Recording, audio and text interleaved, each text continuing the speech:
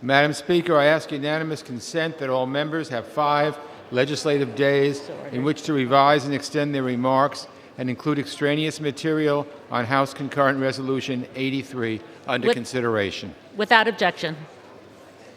I yield myself as much The time as I gentleman may will suspend. consume. The House will be in order. The gentleman is recognized. Thank you. I yield myself as much time as I may consume. And we're here this afternoon so that this body can exercise one of its most important constitutional responsibilities, deciding on whether or not this country will wage war, whether or not we'll check an executive that has brought our country to a dangerous brink. In recent months, tensions between the United States and Iran have ticked up bit by bit until this last week, when we found ourselves in a crisis like we haven't seen in decades. Let's be clear. The Iranians are responsible for their own harmful behavior. We know this is a regime that underwrites terrorism. May I ask for the House is not in order? The gentleman's correct. The House is not in order. Please take your conversations off the floor. The gentleman's recognized. Thank you, Madam Speaker. So let's be clear. The Iranians are responsible for their own harmful behavior. We know this is a regime that underwrites terrorism, that tries to strengthen its own position by fomenting instability and provocation. We know that about Iran. No one expects Iran to be the adult in the room when it comes to global affairs. What we do expect is that American leadership and American policy will be the moderating force. So the world was stunned last week when the Trump administration chose instead the path towards escalation with the killing of Qasem Soleimani.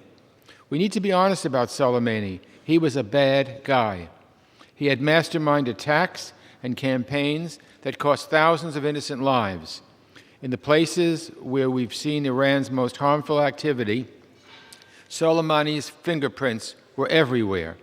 He had American blood on his hands, and the world is better off without him. But are we really safer today, as the administration claims, with American citizens told to get out of Iraq as fast as they can, thousands of troops deploying to the Middle East, an eviction notice from the Iraqi government, whose partnership we depend on in the fight against ISIS, Iranian missiles endangering American personnel? It certainly doesn't feel like we're safer, and a poll out today shows that the American people agree. In foreign policy, you have to weigh decisions like this. As awful as Soleimani was, this action has endangered American lives and American security. The President and his advisors say they had no choice, that there was an imminent threat. Then they said, well, he had done bad things in the past and was going to do more bad things in the future. When they sent a report on the strike to Congress, the administration took the highly unusual step of classifying it.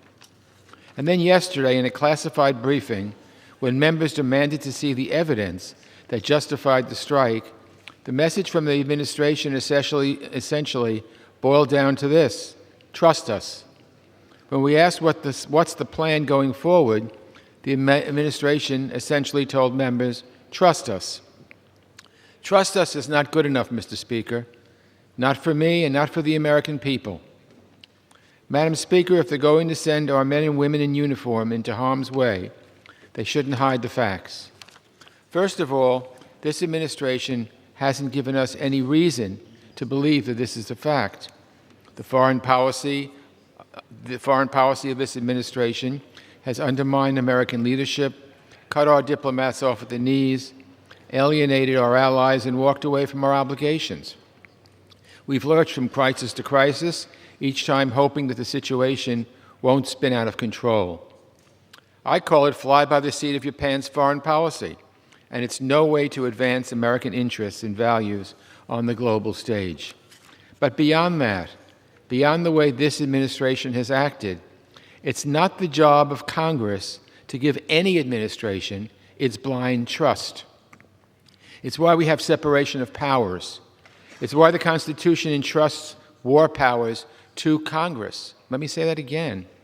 It's why the Constitution entrusts war powers to Congress. We haven't had a declared war in this country since World War II. It's not the way it should happen. So it's a relief that both the administration and the Iranians have, for the moment, opted to de-escalate. But we'd be foolish to think this crisis is over. It could flame up again in the blink of an eye, and I worry that another misstep on either side could be what plunges our country into another ill-advised war in the Middle East. I'll say it very plainly. The American people do not want war with Iran. With the measure before us today, we are denying the President the authority to wage such a war. This would direct the President to terminate the use of armed force against Iran without congressional authorization unless it's necessary to respond to an imminent armed attack against the United States. The President always has the power to defend America. No one denies that. This resolution explicitly preserves this right, but that's a limited exception. The President shouldn't abuse it. Now, we've heard the argument that the 2002 authorization for the use of military force, the Iraq War authorization, would justify military action against Iran. That's just wrong. It's not what Congress intended when it passed that resolution. I was here. I remember it.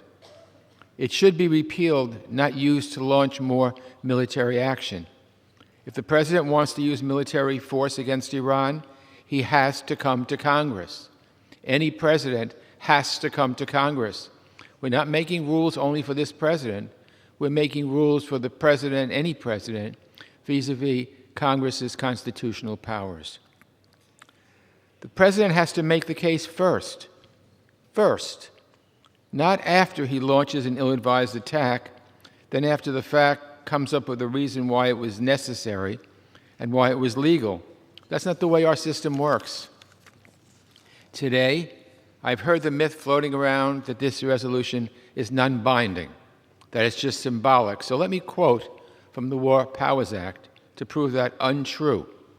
The War Powers Law says, and I quote, "At any time that the United States Armed Forces are engaged in hostilities outside the territory of the United States, its possessions and territories, without a declaration of war or specific statutory authorization, such forces shall be removed by the President if the Congress so directs by concurrent resolution."